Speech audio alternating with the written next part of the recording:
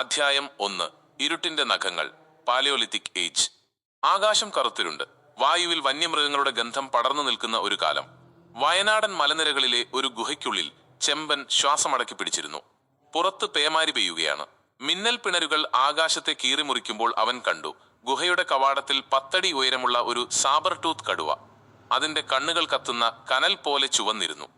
ചെമ്പന്റെ കയ്യിലുണ്ടായിരുന്ന പരുക്കൻ കൽക്കോടാലി വിയർപ്പിൽ കുതിർന്നു. പെട്ടെന്ന് ആ മൃഗം അലറിക്കൊണ്ട് പാഞ്ഞെടുത്തു.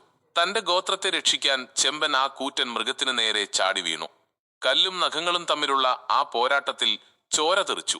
ഒടുവിൽ ആ മൃഗത്തിന്റെ കഴുത്തിൽ കല്ലുകൊണ്ട് ആഞ്ഞുവെട്ടിയപ്പോൾ ഉണ്ടായ ആ തീപ്പൊരി, അതായിരുന്നു മനുഷ്യന്റെ ആദ്യത്തെ വിജയം. പക്ഷേ ആ വിജയത്തിന് പകരമായി അവൻ തന്റെ ഇടത് കൈ ബലി നൽകേണ്ടി വന്നു. അധ്യായം 2. ശിലയിലെ ശാപം. Mesolithic and Neolithic age. ആയിരക്കണക്കിന് വർഷങ്ങൾ കടന്നുപോയി. ചെമ്പന്റെ പിൻഗാമിയായ മാരൻ ഇപ്പോൾ എടയ്ക്കൽ ഗുഹയിലാണ്. അവർ അമ്പും വില്ലും കണ്ടുപിടിച്ചു. പക്ഷേ ഒരു വലിയ വരൾച്ച കാടിനെ വിഴുങ്ങി. ഭക്ഷണത്തിനായി അവർ പരസ്പരം കൊല്ലാൻ തുടങ്ങി. മാരൻ കണ്ടുതാൻ കഴിച്ചിട്ട് തുപ്പിയ വിത്തുകൾ മണ്ണിൽ മുളയ്ക്കുന്നു. അവൻ കൃഷി തുടങ്ങി. മണ്ണുകൊണ്ട് പാത്രങ്ങൾ ഉണ്ടാക്കി. പക്ഷേ മണ്ണിലെ ഈ പൊന്ന് ധാന്യം കവരാൻ അയൽഗോത്രങ്ങൾ പാഞ്ഞെടുത്തു. ഒരു അമാവാസി രാത്രിയിൽ അവർ മാരന്റെ കുടിലുകൾക്ക് തീയിട്ടു.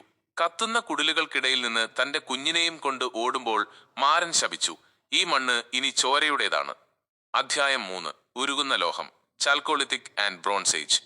മനുഷ്യൻ മണ്ണിലെ വിചിത്രമായ കല്ലുകൾ, ചെമ്പ് ഉരുക്കി ആയുധങ്ങൾ ഉണ്ടാക്കാൻ പഠിച്ചു. സിന്ധു നദീതട നാഗരികതയുടെ ഉദയമായിരുന്നു അത്. കൂറ്റൻ നഗരങ്ങൾ ഉയർന്നു. പക്ഷേ അധികാരത്തിന്റെ ക്രൂരത അവിടെ ആരംഭിച്ചു. രാജാക്കന്മാർ അടിമകളെ കൊണ്ട് വലിയ ഗോപുരങ്ങൾ പണിയിച്ചു. ആയിരക്കണക്കിന് അടിമകളുടെ അസ്ഥികൂടങ്ങൾക്ക് മുകളിലാണ് ആ കൊട്ടാരങ്ങൾ ഉയർന്നത്. വായനക്കാരന്റെ ഉള്ളിൽ ഭയം നിറയ്ക്കുന്ന വിധത്തിൽ ആ നഗരങ്ങളിലെ തെരുവുകളിൽ രാത്രികാലങ്ങളിൽ ചങ്ങലകളുടെ ശബ്ദം മുഴങ്ങിക്കേട്ടു. അധ്യായം 4. ഇരുമ്പിന്റെ ചതി. Vedic and iron age. ഇരുമ്പ് യുഗം വന്നതോടെ വനങ്ങൾ വെട്ടിത്തെളിക്കപ്പെട്ടു. ആയുധങ്ങൾക്ക് കൂടുതൽ മൂർച്ച കൂടി. വടക്കുനിന്നും വന്നവർ പുതിയ ആചാരങ്ങളും വേദങ്ങളും കൊണ്ടുവന്നു. സമൂഹത്തെ അവർ തട്ടുകളായി തിരിച്ചു. രാജാക്കന്മാർ പ്രഭുക്കന്മാർക്കും പുരോഹിതർക്കും ഭൂമി ദാനം നൽകാൻ തുടങ്ങി. Land grants. നമ്മുടെ നായകൻ ഇപ്പോൾ സ്വന്തം മണ്ണിൽ വെറുമൊരു അടിയാളനായി മാറി. ചങ്ങലകളാൽ ബന്ധിക്കപ്പെട്ട അവന്റെ കൈകളിൽ ഇരുമ്പിന്റെ തണുപ്പായിരുന്നു. ജാതിയുടെയും അടിച്ചമർത്തലിന്റെയും പേരിൽ അവൻ ചവിട്ടിമെതിക്കപ്പെട്ടു. അധ്യായം 5. ഡിജിറ്റൽ ശ്മശാനം. 2056 the future. ഇനി 30 വർഷം കഴിഞ്ഞ് 2056 ലോകം ഒരു നരകമായി മാറി. പ്രകൃതി മരിച്ചു. സൂര്യപ്രകാശം നേരിട്ടേറ്റാൽ ശരീരം കരിഞ്ഞുപോകുന്ന അവസ്ഥ. മനുഷ്യർ ഭൂമിക്കടിയിലെ തുരങ്കങ്ങളിൽ എലികളെപ്പോലെ താമസിക്കുന്നു. മുകളിൽ പറക്കുന്ന ഡ്രോണുകളും യന്ത്രമനുഷ്യരും AI ലോകത്തെ ഭരിക്കുന്നു.